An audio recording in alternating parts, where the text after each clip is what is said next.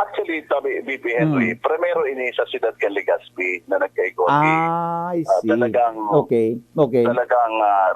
reward system or recognition day. Oh, pero existing na po yung mandates na ini. Sabi, BP Henry, na may mandate na ang DILG Yeah.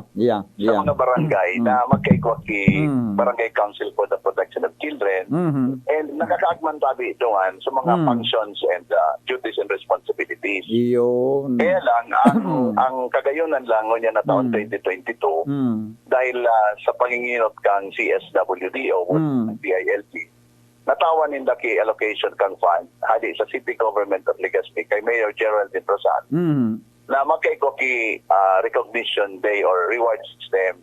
Ayun. Na talaan talaga sa City Government sa pagi kang sangguniang panlungsod ki pondo para digdiyo sa mga cash prices. Yun.